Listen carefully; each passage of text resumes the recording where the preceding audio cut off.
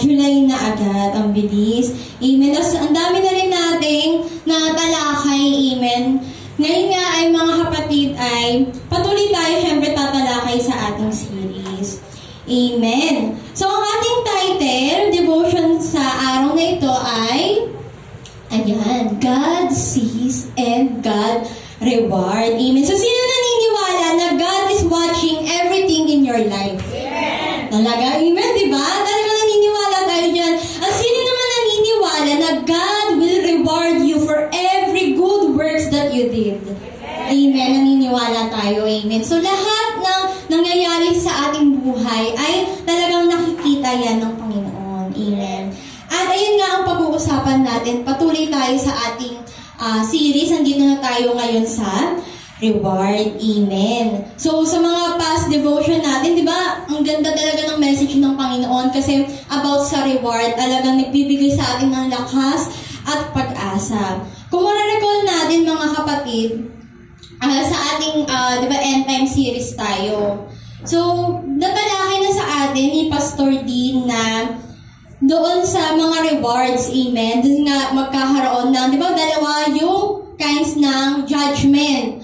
Yung isa ay Bema Judgment at yung isa ay Great White Throne. Amen. So, yung doon tayo syempre, di ba, sa Bema Judgment, yung sa makakatanggap ng reward. At na-discuss na rin yan nung nakaraan, yung patungkol din sa 5 heavenly crowns. Yun nga rin yung mga reward. At patuloy nating lalaliman pa, amen, yung patungkol sa mga reward na yan. Amen. So, yun nga mga kapatid nga, di ba, natalakay natin about sa Bema Judgment, magkakaroon ng parang, di ba kung sa school, may mga awarding ceremony. So, then, doon din pala, magkakaroon din pala tayo ng awarding ceremony. Sa mga kabataan pala, sino dito nakaakyat yung mga award? Di ba, parang tapos na ata recognition? Parang nakita ko si Unyo umakyat eh. Ayan, amen. Di ba, ang sarap, di ba? Talagang aakit ka sa stage, makaka-receive ka ng reward, tapos ang daming mga tao na talagang papalakpak sa'yo dahil yung pinaghirapan mo, amen, meron palang reward. At ganoon din pala yung buhay Kristiyano. Meron din palang awarding ceremony sa langit. So, ang dami mga kapatid, nangalaman natin yung mga award na yan. Amen and amen. So, yan mga kapatid, sa ating next slide, ang sabi nga dito na, ayan, God is watching everything in your life. Ayan, so ano ba yung mga, ayan, nakikita ng Panginoon, pinapanood ng Panginoon? Unang-una, syempre, yung ating mga good actions. Sabihin mo nga sa katabi mo, good actions. Ayan, so alam din yan ng mga kids na tatalakay din nila yan. Yung speech, pananalita natin, yung iniisip natin, character. Ayan, good decision, generosity, and sacrifices. Pero mga kapatid, dito tayo magfo-focus sa ating next slide. Ayan. You will be rewarded for being persecuted as a believer. Amen. So, sino na dito nakaranas na pinersecute siya? Or hinamak? Meron ba dito? Amen. For sure, as a Christian, nakaranas na tayo niyan eh. Amen. Pero ang sabi ng Panginoon, mga kapatid dito, na you will be rewarded for being persecuted as a believer. So, makikita po natin yan sa Matthew chapter 5, verse 11 to 12. So, ito pa yung sinasabi dito na, blessed are you when people insult you, persecute you, and falsely say all kinds of evil against you because of me. Sabi ng Panginoon. Pero sabi niya ni Lord, rejoice and be glad because great is your reward in heaven. Amen. So may promise pala doon. At ang sabi pa, for in the same way, they persecuted the prophets who were before you. Amen. So mga, sinauna pa, yung mga ating mga propeta, pinersecute din sila, mga kapatid. At dito, church, napakaganda ng verse na ito na tayo pala ay magkakaroon ng reward, amen. Kung meron tayong mga, kung pinersecute tayo, amen. Kadalasan dito, naranasan natin. Sino nakaranas dito na pinersecute siya ng loved ones niya? Amen. No, meron eh. Meron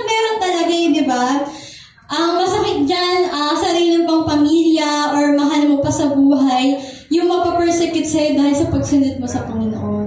Amen? Naalala ko nga mga kapatid na yung nagsisimula kami family, so nagsisimula kami maglingkod sa Panginoon, ang daming mga trials at ang nagpapasakit pa doon yung mga relatives mo din. Kasi nagkasakit na ako, hindi kami nag-aaral, wala kaming makain, tapos na-hospital din si Celine noon, na ano siya, napilay. Tapos, parang humihingi ata kami ng tulong sa mag-anak namin. Tapos sinasabi, ayan, kasi pa-Christian pa kasi kayo. Ganon ang atake. Amen? Pero, alam na rin pala ng Panginoon na mangyayari ang lahat ng iyon. Kaya pala sinabi niya na, blessed are you when people insult you. Amen? Kung hinahamak ka, kinukutya ka kapatid dahil sa iyong paglilingkod, sa pagsiserve mo, ang sabi niya ng Panginoon na may reward tayo eh. Kung pinapersecute tayo or sinasabihan tayo ng mga masasakit na salita. Amen? Or may mga pinaparating sa atin na mga false accusation or mga kasinungalingan. Ayan, si sister, ganyan yan eh. Yan pa Christian, pero ganyan naman yan. Amen? Kung o di kayo nagpapakalat ng mga maling balita, amen, patungkol sa atin. Pero ang sabi ng Panginoon, mga kapatid, rejoice and be glad because great is your reward in heaven. So, amen. So, ayun, magpapalakas sa atin, mga kapatid, na sige, okay lang. Okay lang kahit hamakin niyo ako, i-persecute niyo ako, insultuhin niyo ako. Ang sabi ng Panginoon na meron akong matatanggap na reward. Persecute niyo lang ang persecute kasi malaki yung reward ko in heaven. Amen. Palakpakan natin si Lord dahil doon. Amen. So yun, mga kapatid, huwag tayong panghinaan ng loob kung halimbawa mismo pamilya natin yung nagpa-persecute sa atin na yun nga, na minsan nag-uusap kami ni Brother Ian. Ayan na sabi niya minsan daw kapag nag-church siya, ganyan. Pag uuwi siya, may mga trials talaga, ipapersecute talaga tayo eh, no? Ayan, attend ka pa, ganyan. O di kaya, pa-church ka pa, ganyan. Sabi ko, talagang tama yung binigay ni Lord na revelation na okay lang yun kahit i-persecute tayo, di ba, ng loved ones natin. Ang sabi ng Panginoon na may reward. Amen. So, ayun, church, panghawakan natin yun na ano pala yung mga pinagdadaanan natin. God is watching. Amen. At ayun nga, ang sabi sa slide natin, sa next slide natin, mga kapatid na yan. Ayan, dahil nga sa God is watching, meron pang supporting verse tayo na makikita sa Psalms. Ayan, chapter 56, verse 8. Ang sabi dito, you keep track of all my sorrow. Amen. Ang ganda. You have collected all my tears in your battle. You have recorded each one in your book. Amen, mga kapatid. So, napakaganda ng verse na to, mga kapatid. Hindi lang pala nanonood ang Panginoon, hindi lang niya nakikita. Nire-record niya yan.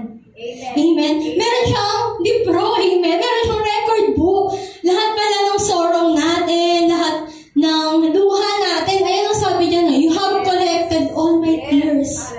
Amen. Kaya, mga kapatid, kung hinahamak tayo dahil sa ating paglilingkod, iyak lang natin yan sa Panginoon kasi God is watching. And nire-record lahat niya yan. At dahil recorded yan, mga kapatid, meron tayong reward. Amen.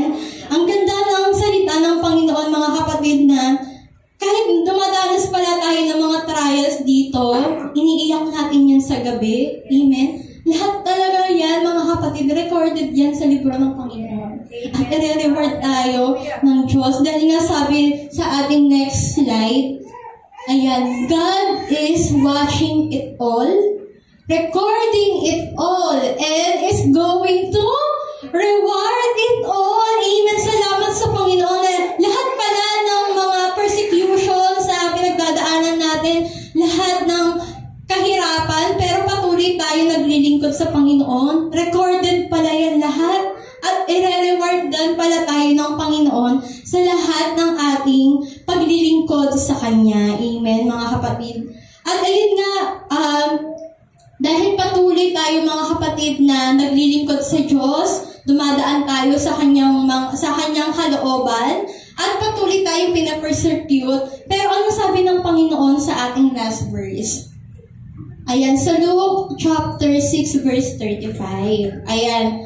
So, ang sabi po dito, love your enemies. Amen. So, ayan. So, sino ba yung mga enemies natin? So, alam nyo na po yan kung sino yung mga enemies nyo. So, siguro yan, isa yan sa mga nagpa-persecute sa atin. Pero ang sabi ng Panginoon, love your enemies. Do good to them. Lend to them without expecting to be repaid. Amen. Ibig sabihin, wag po tayong mag-antay ng kapalit. Amen. Mag-do good lang tayo para sa kanila. Ang mahalin lang natin sila. Ang sabi doon, then your reward from heaven will be very great. Hindi lang great, very great ang sinabi dito ng Panginoon. And you will truly be acting as children of the Most High, for He is kind to those who are unthankful and wicked. Amen. So, yun nga ang batas ng Panginoon, mga kapatid, na kahit hinahamak tayo, love pa din. Amen. Mahalin pa din natin sila.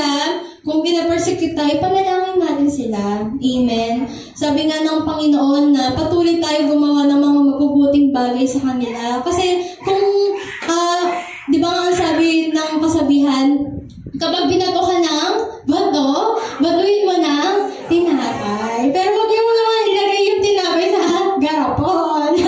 Wag na. May palaman ba? May grabing magmamahal yun. Anong palaman?